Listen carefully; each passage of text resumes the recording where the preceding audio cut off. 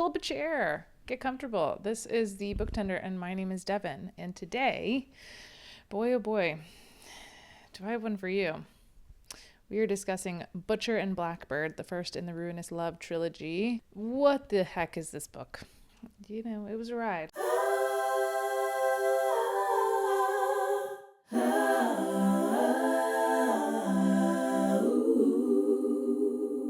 Like my shirt and my eye makeup. I just wanted to drink something pink because this is going to be my Valentine's Day episode. Pink like a heart. Pink like a heart's chambers, which were mentioned way too much for my liking, but we'll get into it. Butcher and Blackbird by Bryn Weaver. Again, crazy stuff on the rating here. 624,523 ratings, and we have a 4.01 average stars. That is really, really, really surprising. Okay, here we go. Every serial killer needs a friend. Every game must have a winner. When a chance encounter sparks an unlikely bond between rival murderers Sloane and Rowan, the two find something elusive: the friendship of a like-minded, pitch-black soul. From small-town West Virginia to upscale California, from downtown Boston to rural Texas, the two hunters collide in an annual game of blood and suffering, one that pits them against the most dangerous monsters in the country. But as their friendship develops into something more, the restless ghosts left in their wake are only a few steps behind, ready to claim more than just their newfound love. Can Rowan and Sloane dig themselves out of a game of graves, or have they finally met their match? Butcher and Blackbird is the first book in the Ruinous Love dark romance trilogy of interconnected standalone dark romantic comedies. This dual POV novel ends on an HEA. That's happily ever after for you noobs out there. Right, so this is a dark romance explicitly. So I am going to read the trigger warnings that are included in the book, and I'm also going to say, and I should probably include this in all my videos, but I haven't to this point, this review will contain spoilers, spoiler city. So if that bothers you, please go back from whence you came. Don't worry about it. Maybe the only thing you would have heard is that it is the serial killer romance. That's we was alluded to in the copy that we read. But yeah, this is what I knew about this book before I even picked it up. It was a serial killer romance. I did not know what the heck that meant. I was not inherently put off by it. I will come out and say right up top, I don't read a ton of dark romance. I have. Certainly is not my first rodeo. I've read some that I liked, and I've definitely read some that I don't.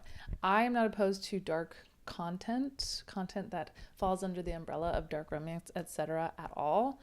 However, I do kind of think that the onus is on the author to take what is a very challenging and emotionally turbulent and emotionally charged concept. If you're going to take that stuff and you're going to apply it to your book, I really think that the responsibility is yours to do so in a way that creates good art.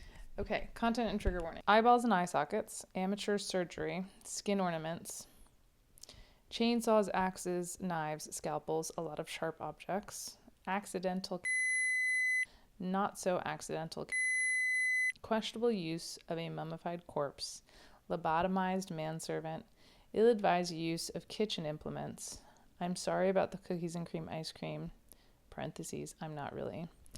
Detailed scenes which include, but are not limited to, rooster warming, rough sex, praise kink, adult toys, choking, spitting, piercings, and backdoor activity.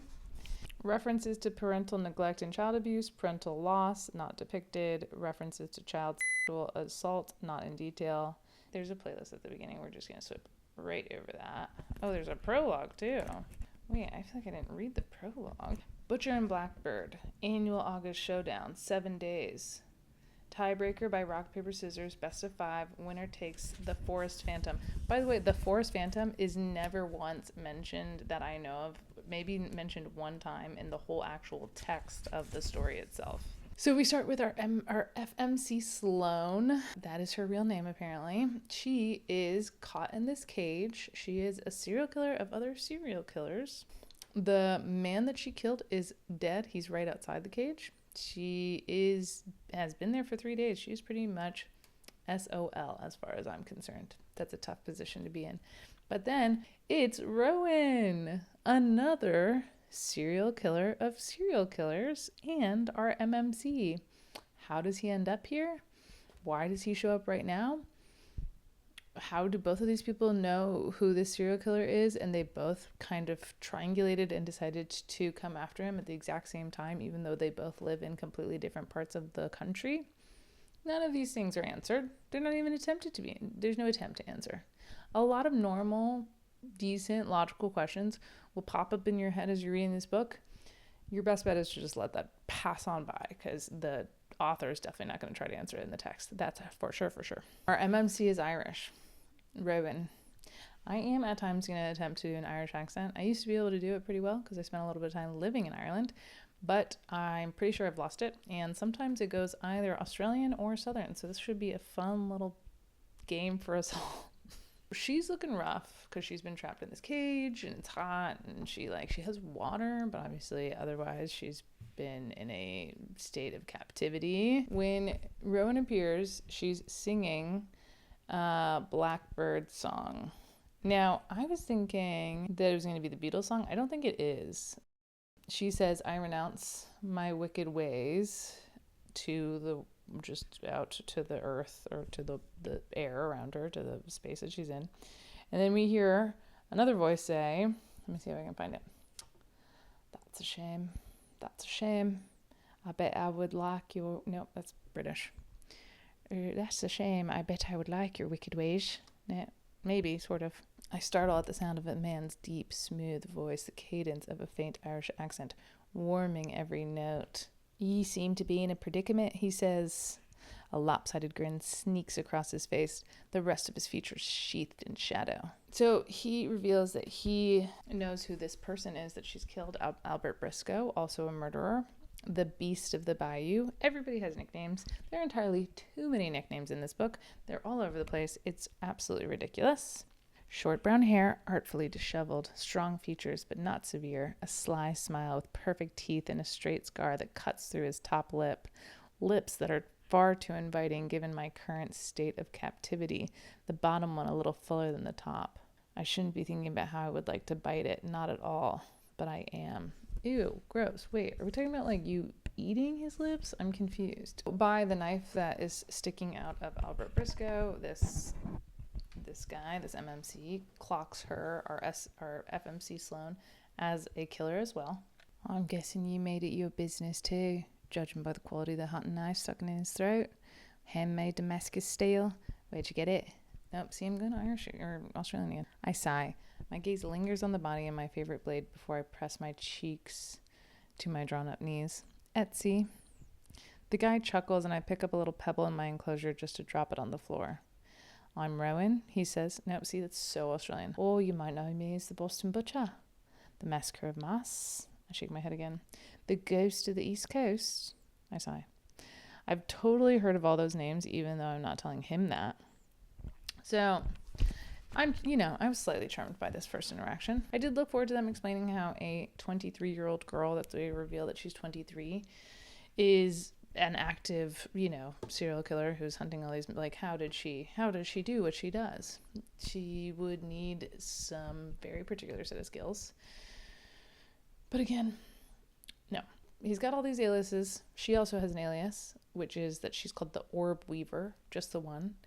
And he reveals that he knows her, and he's kind of fangirling a bit, and that he appreciates her work, her style. They quickly tell each other their real names, which are Rowan and Sloan, which are, the names in this book are just absolutely patently ridiculous, all of them. Of the same type of ridiculousness, I guess, so that's good.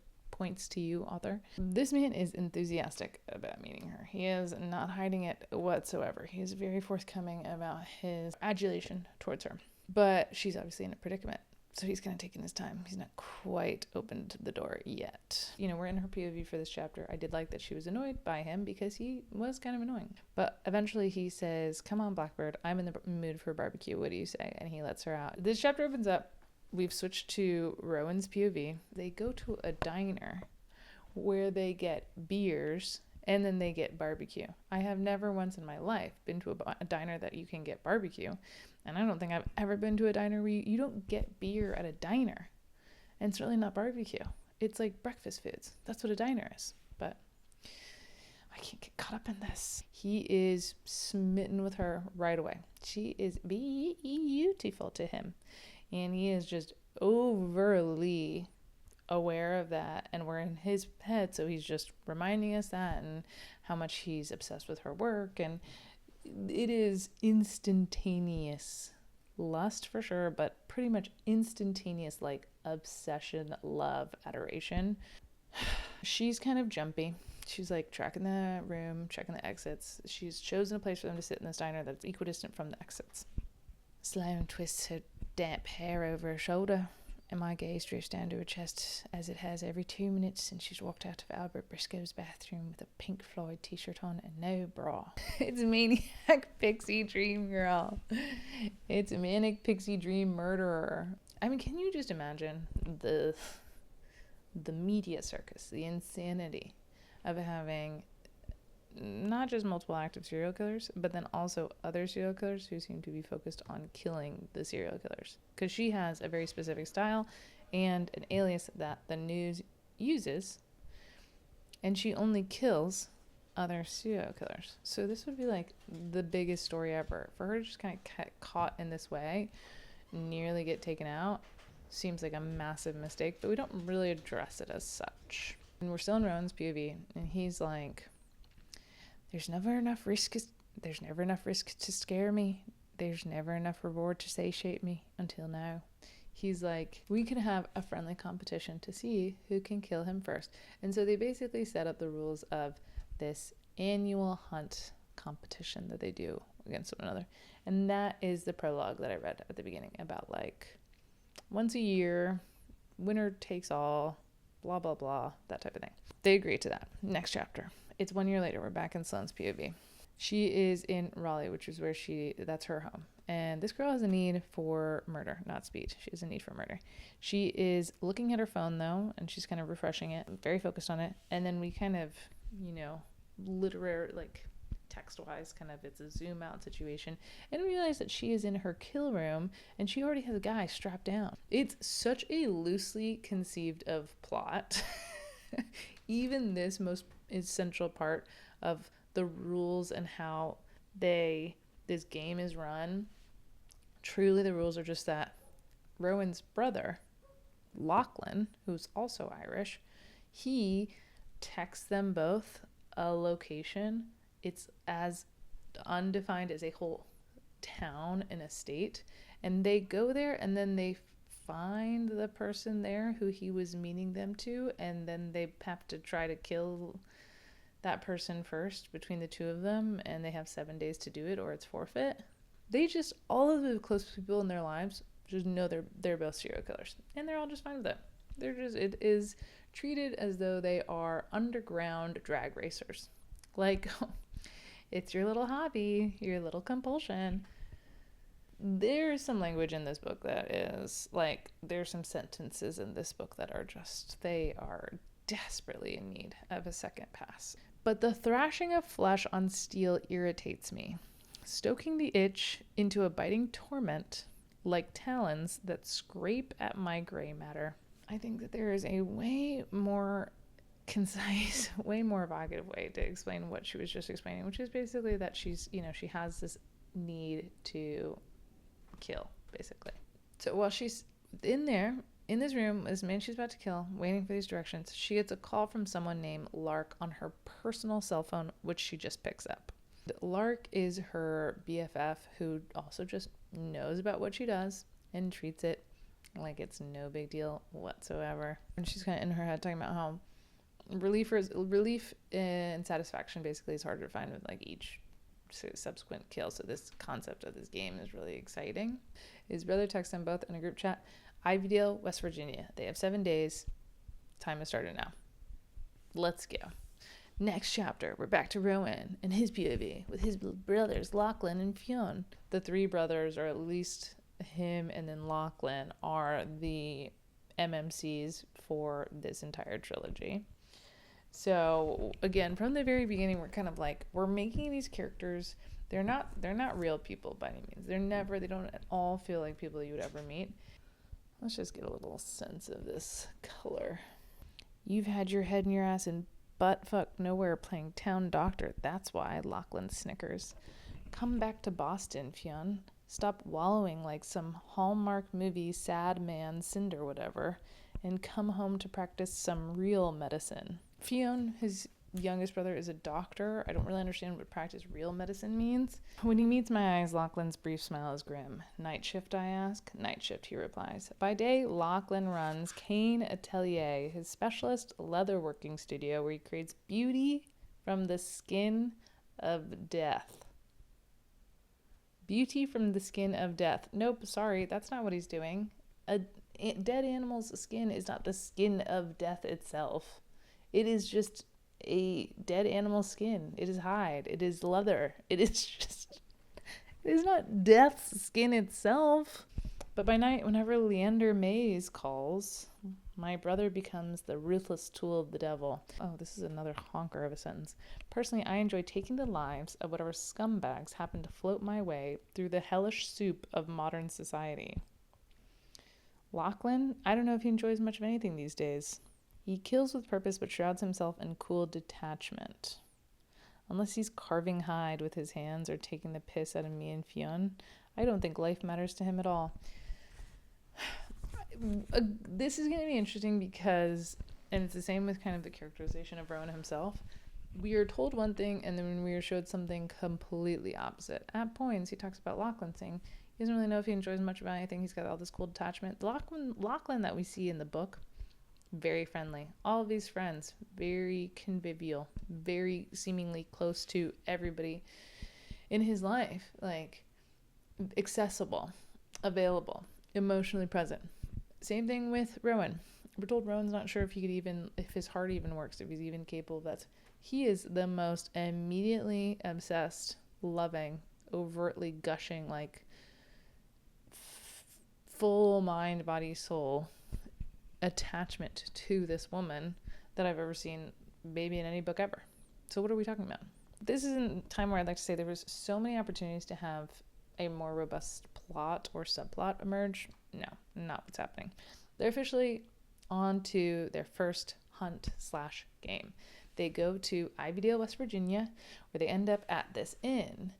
It's quaint and kind of old-timey, and for some reason, we're back in Sloane's POV, she's just sitting in the lobby of the inn, even though it's late at night, and Rowan arrives. Now, how did they both end up at the same inn when all they were given was the town, Ivydale, West Virginia? No idea. Never, ever once do we even get sort of an explanation of that. Instead, the coincidences just get more bizarre because there's the innkeeper, Francis, there. He's got a tie. He's got a cat in the room. He chats with them for a second. They're talking about how they're there for their annual hiking trip. He tells them some spots, but he says like, oh, but don't go to this one place because people have been disappearing there, it's dangerous. More just kind of interaction between Sloane and Rowan. I swallow down a sudden burst of nerves. Maybe I should consume the cat's soul. Mine just left my body. I figured that was how you acquired your freckles, stealing souls. I see you're just as hilarious as the first time we met. I roll my eyes and move to pick up my e-reader, but Rowan gets to it first. Hand it over, pretty boy, I say as he gives me a magnetic grin that fills my senses and douses my worries with a different kind of anxiety. What does my nervous little blackbird like to read, I wonder? He teases as he waves the device at me. A dismissive huff leaves my lips, even though his words crawl into my veins and inject my cheeks with crimson heat. Okay, it's just too much. It's doing too much. One bit of abstract language to like make a point and to create a more a sentence that has more impact, fine. But in this sentence, his words have crawled into her veins, and somehow the words that have crawled into her veins have then reached her cheeks, where he's injecting them with crimson heat. Monster porn, clearly, I reply. Rowan laughs, and I manage to snatch the device from his grip. The sentient dragon man has 2 dicks, and he knows how to use them. A forked tongue, too, and a very talented tail. So don't make fun. There's so many thinly veiled references that it feels like the author is trying to make to me as a reader, knowing that that's the type of book. And it just didn't make sense given the characters that we're talking about. Like, sure, she likes to read some smutty books, but that doesn't mean that we really need to get into, like, monster smut and 2-dicked dragon men. It's just too self-aware. Like, it's too on the nose. Jokes about that. There's jokes about breeding kink. And unfortunately, when we're getting all of that silliness and, like, objectively weird choices made, we are not, what we are really lacking, very clearly from me, is any real sense of menace. At no point do I feel like there's any kind of sense of unease or anything that is making me pause, there's no mystery, there's no, it's a book with 2 serial killers, or 2, they're serial killers, they're killers, they're murderers. There's no, like, menace, maniacal, real energy from these 2. They might as well be, both of them, a real estate agent and a salesperson at the Gap. That's as much like edge that we're getting with these 2 people. They're in West Virginia. They're at this inn together, both of them. He's chatting, and then at one point she's like, I gotta go. And she comes outside of her room. They're in different rooms. And she looks nice. And he's like, what's going on? So she just leaves. She leaves for 3 hours. And then she comes back. And they don't talk. It's late. She goes to her room and closes the door. And he's in his room. And he spent the entire 3 hours freaking out because he's already obsessed with her. So she gets into her room, and then she just starts to spend some quality alone time, if you know what I mean. And he hears it through the walls, and so he's kind of like a little focused on it at first, and then he tries to kind of walk away because he thinks that it's not right, I guess, which small victory for him. And then he hears somebody else also taking care of themselves, and he realizes it's a man. And then somehow he realizes that the pictures in the room, the eyes move, and that Francis is in the walls watching her through like a peep show wall. So he bursts through the walls. He and Francis have a tussle. Somehow Francis gets away. She comes around into the room. She's wearing like a tank top and little shorty shorts. She's mad at him first, at Rowan. And after a second of like them bickering, he says, it wasn't me, it was Francis. I literally, here's the gaping hole in my wall from where I tackled him into a false little secret hidden room. So they go to chase after Francis, and they go to his, we already knew this, but he's got a house on the same property. And Francis is in the car. Rowan jumps on top of the car. He breaks into the windshield with a rock. I imagine cutting himself up real bad. And at the last minute, hops off the hood. He's hanging under the hood, hops off the hood. And Francis crashes the car into a tree. What in the world? We're in Rowan's POV for this part. So he's talking to Sloane. Francis has crashed his car. He's talking to Sloane for a second. He's all like wild. He grabs her by the throat, even though she hasn't said much of anything yet. And he's like, this is my kill. And this is the first instance of this being a very different kind of character. She's like, yeah, sure, whatever. And then he goes and whispers something into Francis's ear, which he realizes, which we know because we're in his POV, but he's saying like, you watched her, but she's mine. So it's your classic, there's your she's mine moment. And then he viciously beats him to death with his bare feet. Bare feet. He's just stomping him like grapes. Sorry, no. Not his bare feet. With his bare fists. Beats him to death. And he kind of comes out of this after Francis is absolutely donezo. And revealed just before this, actually, briefly in his conversation with Sloane, is that Sloane, when she had gone out for 3 hours, she was with Francis because Francis was himself the murderer who was picking off those people on that hike. So it's like, wait, how do these two people end up at the inn where this murderer lives in his business? You know, kind of almost conveniently, Francis ends up being a super baddie, and so it's no big deal that Rowan kills him in a horrific, terrifying fashion. But it's kind of like, you didn't really know anything about this before that happened. You just kind of took this guy out.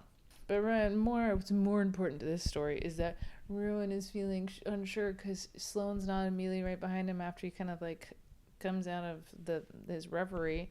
And he's just thinking about how he's feral to his core. He says, like, calls out Sloane, and after a beat, she's like, oh, I'm here. So it's not a big deal. She didn't run. And she kind of comes over, and she makes a comment that Francis looks like a Picasso painting, which is just, like, deeply disturbing. Rowan and Sloane end up chatting for a second, and he reveals that he is the way he is partially because his dad was really vicious and abusive towards the brothers, and that he and his older brother Lachlan together killed his dad. And I just want to say, I know I brought it up before, but I don't mind bringing it up again. Sinners, the movie, did this storyline better too. In that movie as well, the two brothers, the two twins, Smoke and Stack, ended up killing their dad because their dad was abusive. But that is something that they have to deal with. It affects their relationships with their other family members. It affects their behavior, all this stuff. And with here, it's just kind of like, oh, that's why he's all messed up. It's because he had a bad dad and they had to kill him. It's just, the chapter ends. They had to clean up, go back to Sloane's POV. She's back at home in Raleigh. She has stolen the dead man's cat. Again, in this world where can't really get a sense, but apparently serial killers are common enough. Here's the thing. One thing I thought I would like about this book is that I actually studied in college. My majors were biology and psychology, and my minor was crime law and deviant behavior. I wanted to go into potentially forensic psychology or criminal profiling, specifically working with violent offenders and repeated violent offenders. Because when I was younger, I had more of a stomach for this type of stuff, but also I just like couldn't really understand what part of a human psyche allows them to do this type of thing. And I was intrigued enough that I just wanted to make sense of it because it was terrifying. I had various classes that dealt with violent offenders, like serial criminals, and also murderers and the various types of repeat murderers and repeat kind of violent offenders. And it's not a monolith, and just saying serial killer itself doesn't even really cover accurately all of the different variations. But one thing to note, and one thing that makes this kind of hard to buy into, is that the number of serial killers in this country has gone down so much. There was a golden age for serial killers, which was kind of between the 60s and the 80s in this country, and the number of active serial killers has gone way down, and that's for various factors. Obviously, insane advancements in technology, forensics, DNA profiling, and genealogy, and databases that have access to the DNA of so many individuals now, increased monitoring just generally across the board, increased kind of reporting, mandatory reporting and intervention for people who display any signs of like violent behavior patterns early on, increased access to mental health services and professionals. And then also there's like a kind of a throwaway theory that lead poisoning was a huge factor in the amount of extreme violent crime and repeated killers that we had for that kind of era. By the time that we are in this era, this time where there's cell phones, social media, everything that's being depicted in this, there are very few, there's not none, but there's relatively few active serial killers of old, of that kind of era, which are referenced. That's the type of serial killers that we're getting in this. So for there to be so many, and then there to be serial killers whose whole MO is to hunt other serial killers, and then we see them in their active whole thing, and they're so sloppy and bad at it. It just feels like they would be caught immediately. She is back in Raleigh. It's a year later. She has stolen Francis's cat. The cat that was at the inn, she took him. This inn had 2 people staying there. Didn't seem like they had no, I mean, I guess these serial killers should have, I'm sure, proper spare passports or whatever. I don't know. We get a bit of an interaction with Lark that is just like, it really does stretch the mind's capacity for suspended disbelief. So she's chatting with Lark. Was it hot? She asks as she piles her long golden waves into a haphazard bun at the top of her head. Somehow it always comes out perfectly messy. Kind of sounds hot. Pretty hot, yeah. Had me worried for a minute, though. I'm used to controlled, and this was raw. Definitely the antithesis of control. This person, Lark, is not a serial killer. And yet, when her friend tells her about a man who violently murdered another man in front of her with his fists in a rage, and was so enraged that before he even got into the violence, he grabbed her by the throat, her first reaction is, was it hot? Maybe all these people have been subjected to severe lead poisoning as well, and that would explain some of their behavior. The way that Lark and Sloane are written is both overly familiar in the sense that it's the same cadence of like every quirky girl hangout that we've read in any of these books, and also so unrealistic because these are not real people, and there is no endeavor to make these characters feel real. Lark pushes her to go see Butcher in Boston. Sloane kind of weighs this for 3 months and then she just goes. I assume Lark meant that she should reach out to him and tell him that she's coming. Nope, she just goes and shows up. She's just outside of 3 and Coach, which is his restaurant in Boston. He is a chef and restaurateur. He owns a restaurant there. The enormity of how stupid this is starts to seep into my veins like wriggling worms. She goes into his restaurant. The hostess is there. The server is there. All these women are gorgeous, and so I'm sure that's supposed to be meaningful. She sits down, the hostess takes her, she kind of says, oh, it's you, or something to that effect, takes her to this booth, and then just away. We get some more backstory on Sloane. She's a data scientist, which is a real job. I don't know exactly what that means. She does not say to anybody, hey, I know the chef. She doesn't go back. She's just there. She's like consumed by worry. She's overwhelmed by emotionally that she's even there. She's having a borderline panic attack. But she has a full meal and drinks and a dessert to go. And then she's getting her check and the door opens and Lachlan walks in with a bunch of people. Somehow he knows it's Sloane right away. And she knows it's him. Then Rowan comes out and he freezes. And he is obviously like over the moon to see her. He doesn't know why she's there. She didn't know she was going to be there. But he's overwhelmed with happiness that she is there. The combination short circuits my brain until all that comes out of my mouth is a single squeaked word. Hey. Rowan almost smiles. Almost. Meg, he barks, shifting his attention to the front door as he gestures toward me. What the folk? Meg, the hostess, freezes in place, the color draining from her face as though blood has been sucked out with this straw. Oh my god, I'm so sorry, chef. I meant to come tell you, but got sidetracked. She's by the door. Rowan is approaching her like, you would approach a scared, skittish animal. She has left a blackbird drawing or raven drawing that she did during her lunch at the table. Lachlan is around as well, aware of what's happening. There's also servers that are going to try to bust the table and clean it down, and he yells at them not to touch the table. And it seems like for a second maybe she will actually go and just have a conversation with him and move things forward, because again, pretty much nothing has happened so far except for one hunt. And then a regular comes in, and again it's a beautiful woman, and then he gets distracted and she takes the opportunity to leave, and she just bolts back to her room. They text a little bit. He's trying not to scare her. She's barely responding, and then she just hops a flight the next day and gets out of Boston. So next chapter, Rowan's POV. They texted a little bit. He had texted her that he wishes that she had stayed in Boston when she was there, and she never texts back. So then he is in Raleigh. He's outside of her house, and he has paid a kid to go and drop off a bag of groceries at her front door, and he's watching from across the street behind a tree. So he does this thing a couple different days where he does get this kid to drop off these bags, and she's like, what's going on?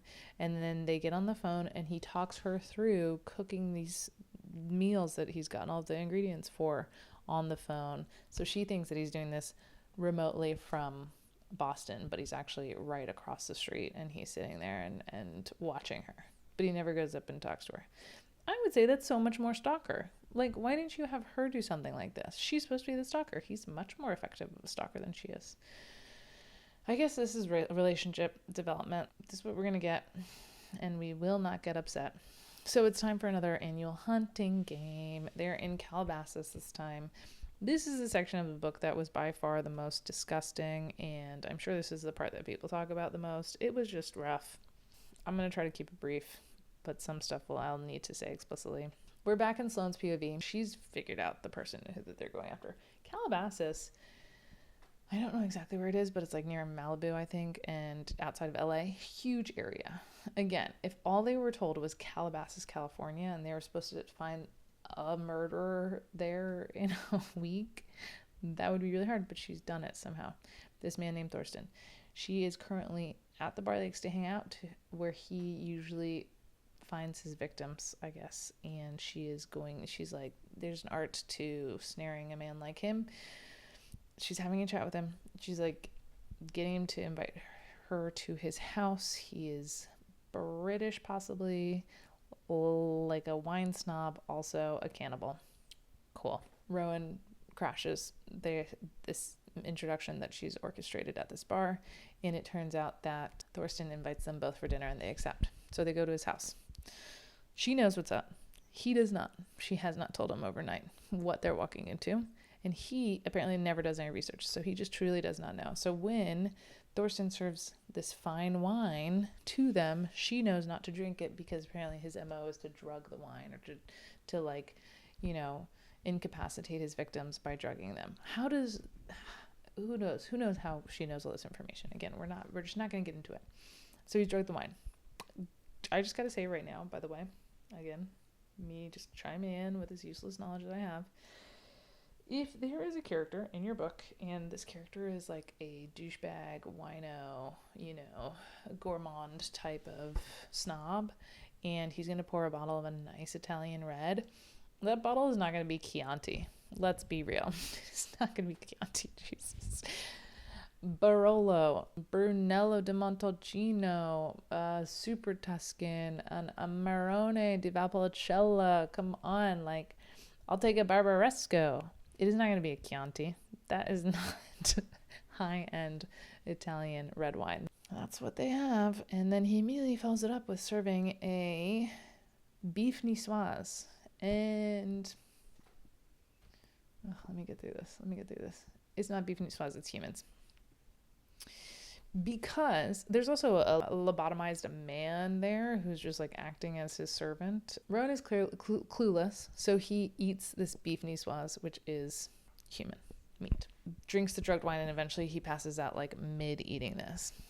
Disgusting. We immediately switch to his POV, and then he's like waking up out of his, drugged stupor. She somehow was able to get the upper hand on Thorsten, and she's got him strapped down, and she's currently like popping out his eyes. He's still alive. Gross. All of it gross. Rowan, she reveals to Rowan what he ate. He vomits a bunch. There's some bit explaining how her webs with the fishing line are 3D maps. I don't care.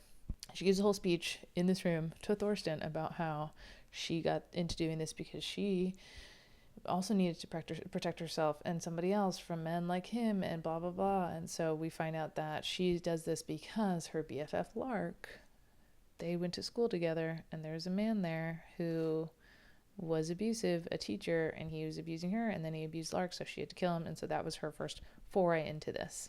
And then she kills him. It ends. She's the winner of this round because she killed Thorsten. Rowan is still very squeamish. I'm feeling squeamish. And because she wins, she asks for a victory prize. And he says, what does that mean? And she says, I want you to take this lobotomized man who has been kept captive, this servant, and take him back across the country with you to Boston and give him a job. Girl, I could not understand this. And by the end of the book, I understand why this happened. But it's just like, there's so much wrong with this. First off, you cannot give this lobotomized man the care that he needs. He does not need to just go with this chef across the country. Leave him there. Allow him to get the care that he needs. Do not take him with you. That doesn't make any sense. Second, she suggests that he become a dishwasher. This is another reason why I was like, oh, interesting. Maybe I'll like this book. I have spent a lot of time working in restaurants, fine dining specifically. To say that a lobotomized man who had to be told a single instruction by Thorsten 3 times.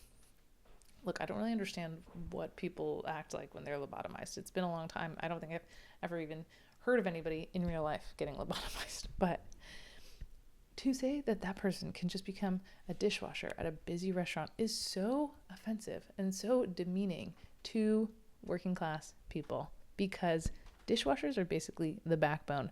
They are like the nexus point of an entire restaurant. If you don't have good dishwashers, your restaurant does not function that night. Restaurants just don't keep like endless amounts of plates and cutlery and glassware and everything. That stuff needs to be washed. You want a fancy restaurant? Your restaurant, you want that turned over at least 2-3 times in a night, at least. That means the entire restaurant is full, and then the entire restaurant is cleaned. All of those tables are cleaned, and then the whole entire place is sat again. So the dish needs to run fast. It's not a place where you can have a lot of people. It's like a super high anxiety Jenga Tetris game back there. The dishwasher has to manage all of the incoming dishware, has to clean it off, has to then put it all into the appropriate types of racks and get everything cleaned and out so that all the servers and everybody and the essays and the barbacks can take it out and can polish it and dry it and get it back out to service as fast as possible. A lobotomized man cannot do that job. What are we talking about? We have in this chapter the establishment of some annoying ass inside jokes that come back way too much. Something about being a cat litter influencer and something about doing karate in the garage. And then they end the chapter saying that they're best friends now. Another time jump. They're seeing each other again outside of just the strict hunting times. She's now in Boston because he has asked her to be his date to this Best of Boston gala where he is going to be honored, him and his restaurant. She's beautiful, he's beautiful, it's all grand, blah, blah, blah. We're in her POV for this, so we have to deal with the annoying dialogue where she's like, what if it's all in my head, even though he could not be clearer about his intention and his feelings for you. There's tension. Remember, they've just gone so far as to call each other best friends so far. And then he ruins it by suggesting, ready to have some real fun, and it's him suggesting that they do a kill together. That there's somebody at this event who he knows is like a doctor who's bad, and so they could kill him together. And she's like, wait, what? I didn't think it was here for that. And he's like, oh my God, you actually came. You're really here. They're about to kiss on the dance floor. And then he gets a phone call and something is going wrong at his restaurant. It seems like it's happening again. Equipment has like literally exploded. So he's just like, I need to go do this. I don't want you to come there because I don't want you anywhere near exploding equipment. Hang out, take the car whenever you're ready to leave. I gotta go. And she goes right back and they've made pretty much no progress. Time jump again. They're in Texas. There's a flash of trepidation in his eyes. Their scrutiny cataloging the details of my face before he turns his attention back across whatever lies beyond the rolling hills of prairie grass. The scrutiny of the eyes is cataloging the detail of her face. Wait, let me see. I'm just going to look up the official definition for the word scrutiny. The critical observation of his eyes is catalog. Like, just let's go through these sentences one time, please. They're outside this dilapidated 2-story Texas farmhouse. They're standing outside. They hear the sounds of chainsaws, maniacal laughter, and a man's piercing scream. So that's what we're in for. The pitch of the chainsaw rises and the scream grows weaker. There's a hazy quality to the anguish in it, a hopelessness. This isn't a scream that begs for mercy. This is only pain, little more than a reflex. Humanity eroded, stripped away, reduced to an animal caught in the clutch of distress. See, that's good. It's good that everything that she's describing is clear. I can get the sense. But then, of course, we get something silly further down on this page. Rowan nods again, just once. His presence bleeds into my space, his heat, his scent. Sage and pepper and lemon envelop me. Just one, he says, his words raw as though their edges have been debrided. They do rock, paper, scissors. They split up, they go into the house. She loses, so she has to take the front. This house is very spooky. It's old, it's rotting. She sees the partially decaying corpse of his mother with the Bible in front of her and her denture still in. Goes through all these spooky rooms, quietly, but then she gets in this room and it's full of monitors that have different feeds from all over the house, and she sees on one of the feeds through the monitors Rowan, who has walked in through the back, and he is walking quietly through the house, and Harvey Mead is behind him. So ostensibly, this is in a different area, part of the house. She is literally in the upstairs. She hightails it out of that room to go interject or to intercede because she thinks that Rowan's in trouble. And as soon as she opens the door out of that room in the second floor, Harvey Mead kicks her in the face. How did he get there? I thought he was downstairs with Rowan. What is the geography of this situation right now? He ends up really hurting her. He throws her around, really messes up her shoulder. Her shoulder gets totally thrown out of place, whatever. It's a mess. So she's not got great control of her arms or use of her arms at this point, but he grabs her by the hair, drags her outside, takes her across the yard and throws her in a cellar. There's another woman in the cellar. She is completely nude. She is obviously freaked the heck out. She's talking about a man that she was with. Obviously, it's the man who was screaming when they showed up to this house. He's no longer on this plane of existence. Sloane gives this woman her shirt. She has to go really slow because her shoulder is so messed up. And then she's texting Rowan, and Rowan's like, "Where are you?" And she tells him about the cellar. He comes with an axe. He's able to break the cellar door open. Harvey Mead nowhere to be found for this part. They run into a farmhouse, a barn, and then they share their first kiss. Big moment. I guess I'll find it. I guess it's significant. Sloane, he says, his eyes soldered to my lips. My name is a whisper of salvation and suffering as he says it again. A thick swallow catches in Rowan's throat. I can't lose you. Then you better kiss me, I whisper back. Rowan meets my eyes. His hands warm my cheeks. Top cheeks, bottom cheeks. We're just a breath of space away from one another, and I know everything will change once his lips touch mine. And it's true. Everything transforms with a kiss. They really go for it. They straight up make out. But then they hear screaming. That woman, that naked woman who she gave her shirt to, she has somehow gotten out of the cellar as well, even though they did not help her out. And she is getting chased by Harvey Mead, running through, and they're headed for the barn. So Sloane kind of keeps hidden. Rowan takes him down to the floor pretty quickly, and then Sloane's like, "Wait, I have an idea." Keep in mind, this woman, Autumn, this innocent victim in this whole situation, she's just in the barn with them. So she's like, oh my gosh, what an amazing situation. There's these two people who are able to stop it. But then these two people start talking about how satisfying it's going to be to kill this man. And oh wait, give me a turn. She must be freaking the F out.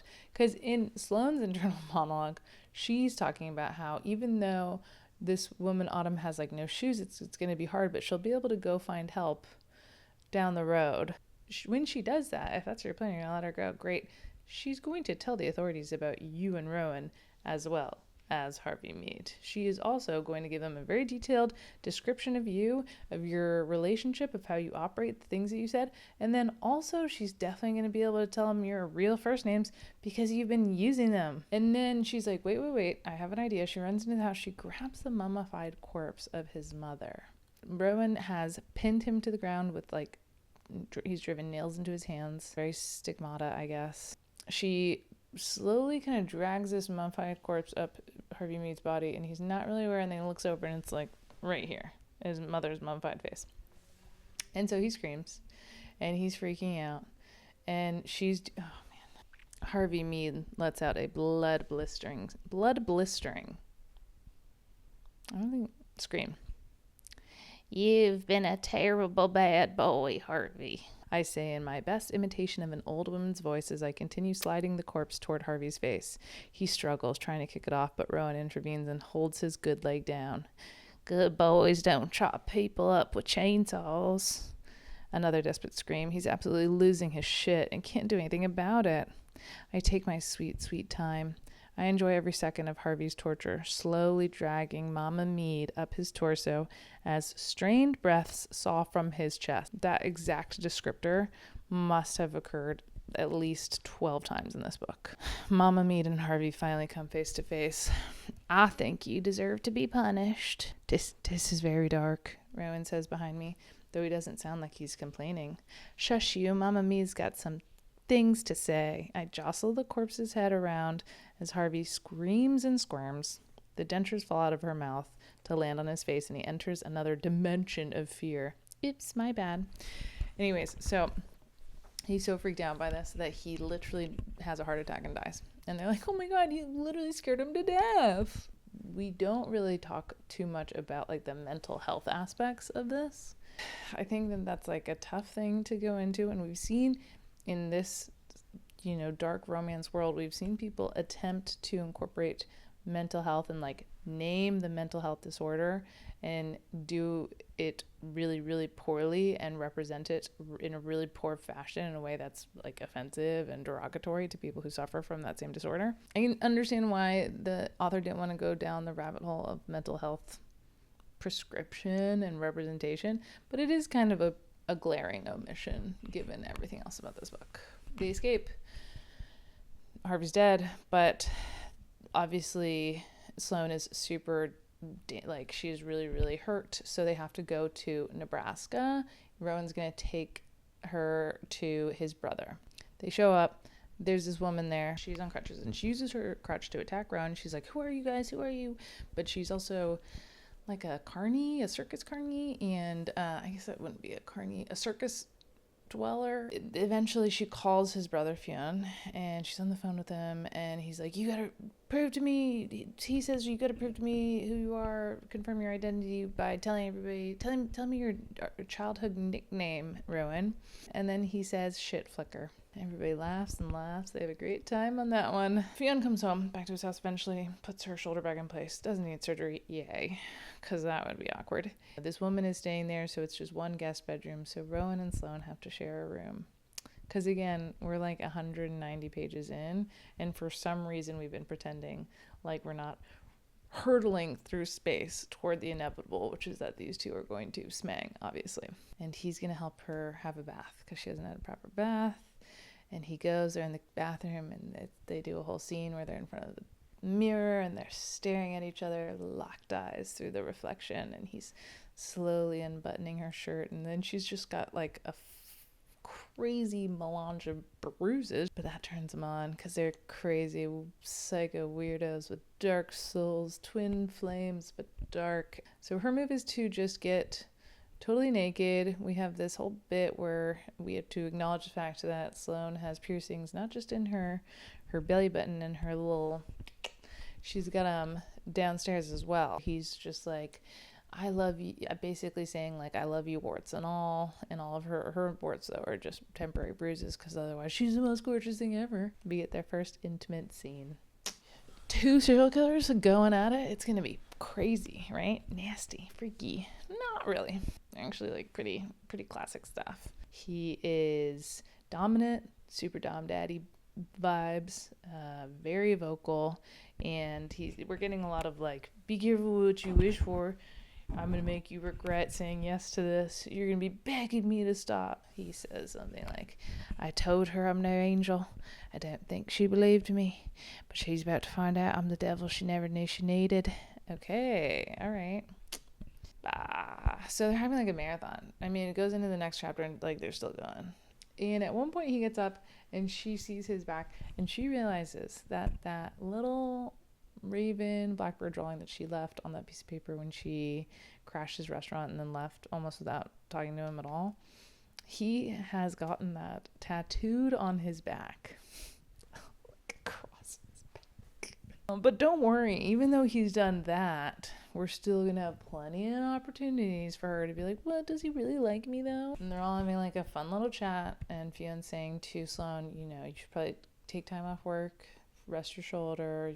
If you can have somebody help you, that'd be good. And she's like, yeah, I'll figure that. And then Rowan's like, oh, don't worry, I've got it, because she's coming to Boston to live with me. Pack your bags, son. You're moving to Boston. We're doing this. We have officially entered the honeymoon phase of the book. They're so in love. Great. They're in love, love.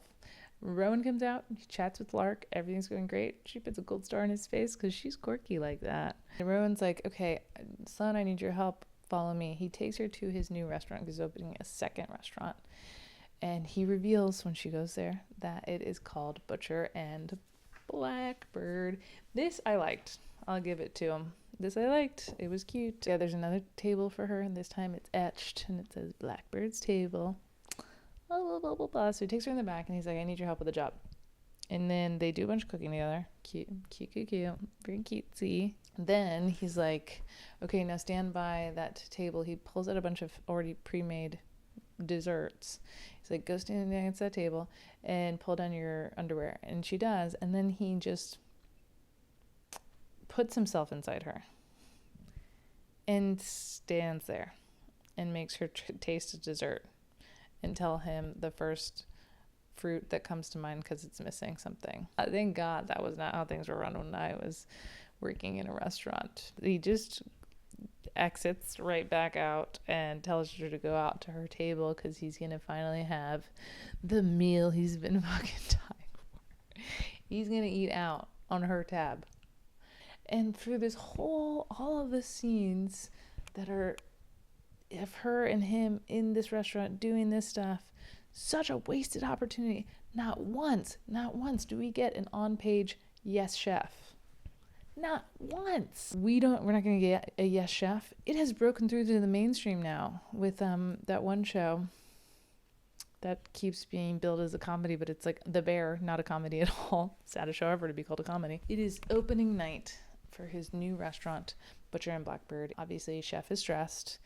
And we're in his POV, and he's like stressed about the restaurant, but he's also really stressed about Sloane. He feels like he has really been neglectful, like since she got here. He's been so busy, he's not been able to like be there for her, and he's worried that she's not happy, she's not satisfied, she's not going to show up, and she's even late tonight. It's opening night, and he's like, oh my God, he's spiraling. Did something happen? Did she get hurt? She shows up and has a great time. He comes out, everybody's happy. He comes out and does a speech to the whole restaurant, the whole floor, and thanks his family, his brothers, but then he really like hones in on Sloane, and he's like, to my girlfriend Sloane, blah blah blah, I'm couldn't have done it without you. It's super ooey gooey, you know. He's like, I just want to go home and read your pirate porn. Next day, back at home for them, he brings up the fact that there's this man who was at that opening night who is also at the best Boston Gala that they went to.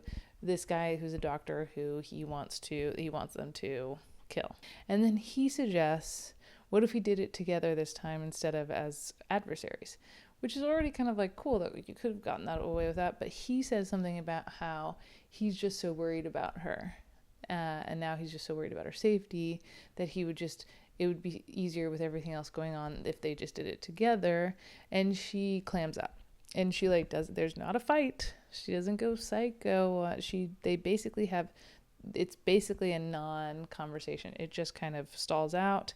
He immediately realizes they did something wrong. He tries to apologize a bunch, but mood's off. She's kind of shut down, and he can tell that she's like, he's asking her what she's going to do today, and he thinks she's made up plans that she didn't even have so that she could get out faster and get away from him. So he's like, oh, well, come by when I'm finishing up the restaurant. Come by at like 4. We'll go grab a drink. We can chat. Great. There's an issue at one of the restaurants. He ends up there. He's the only person there. But then he walks in, and David, the lobotomized manservant, is there alone. And he goes to fix the problem, and then he comes and flip the breaker, and then he comes back, and we're in his point of view, and it's like a gun is to his It says forehead, so it should be like person. So he should be looking at the person, so we should see that person. But he doesn't acknowledge who it is, and it's somebody who's like, the Butcher of Boston. Well, well, well. I know Sloane's coming. Get rid of her or I'll kill her. So Sloane comes in because they'd made that plan. And this person's not there. It's just Rowan. And she can immediately tell something's wrong. And she's like, starts to try to ask him. And he just goes full heart rip. All this man said to you, all this person, this man, who's holding at him at gunpoint, said, you gotta get rid of her. He did not say explicitly how. Rowan decides, only thing I could do, rip her heart out of her chest, stomp, get my heel right in those chambers, squish them down until they're pulverized to nothing. He goes full scorched earth. He is like, you are the reason I never actually wanted this, and I can only have one thing that's working right now, and it has to be my job, and that's the only thing that matters, and you gotta leave, you gotta go back to Raleigh, and how could I love you? You're unlovable because you're a psycho. And it's just, she just sits there and takes it. She does not like really return the heat at all. She just totally like is swallowed by the devastation, turns tail, obviously rushes out of there, goes back to her and his apartment there in Boston. She ends up talking to Lark on the phone, just crying. Lark's like, really? Because it seems like he, that man loves you. And they're chatting, and something, through this conversation, she realizes these details coming back, and she's like, oh, these details were weird. He said like weird pointed things, and something about like April 10th and 13th. He talked about a conversation that they had specifically in the car going to the Best of Boston Gala, and he was saying stuff that he didn't really say in that car. And so she kind of goes back and she like looks back to their text from that time period and somehow puts together that, oh my God, it's David. It's David. How did you get that from that? I get it's some allusion to the ice cream that David was eating when they after they'd killed Thorsten, they found him in his house. I will spare you the details of what is special about the ice cream. Whatever, it's David. He was not lobotomized. He was never lobotomized.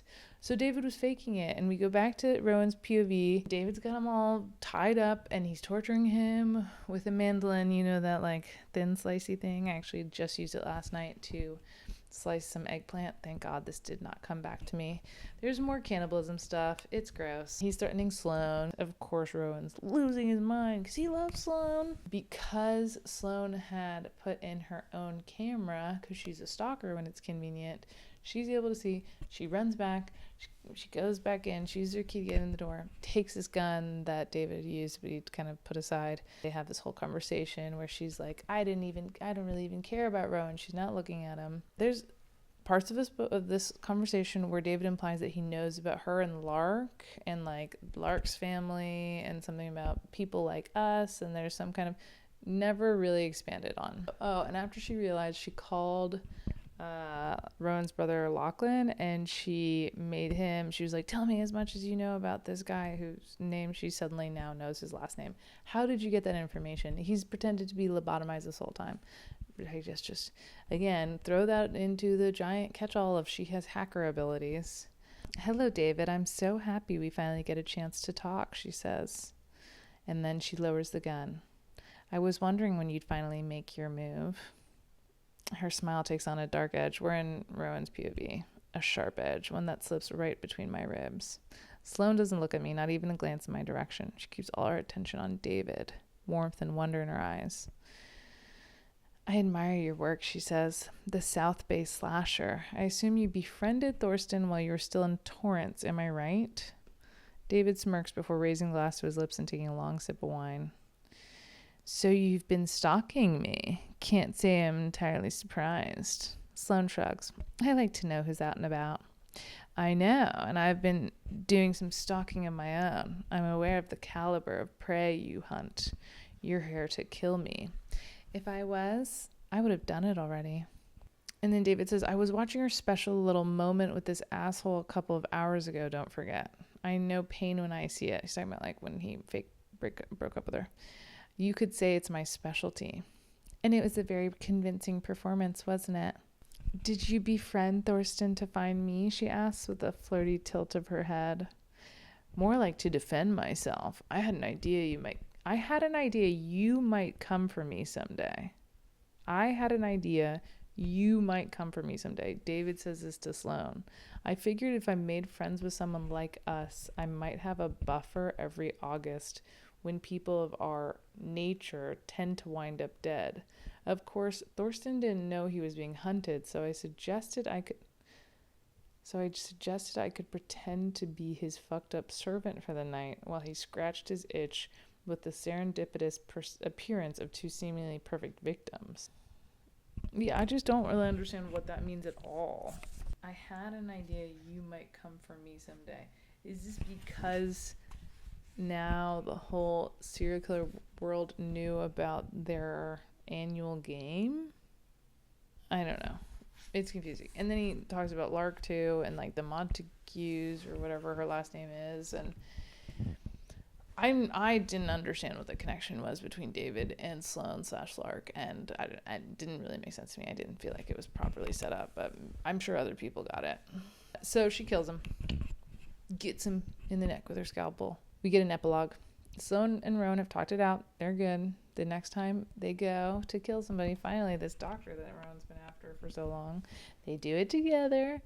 And then he's talking about her shoddy work and getting his orbs out. And he says, go check it out. And she looks into the empty socket and she sees a folded up like package. And it ends up being a ring. He has proposed. She accepts. It's all so confusing. I mean, it's just ridiculous. Overall, I just thought this was lazy. I thought that the application of serial killers was lazy and not very thorough. I thought that the lack of like any kind of menacing undertones or even overtones was a huge loss. I think that would have made this way more interesting. The plot itself was kind of shallow, I guess, or it was kind of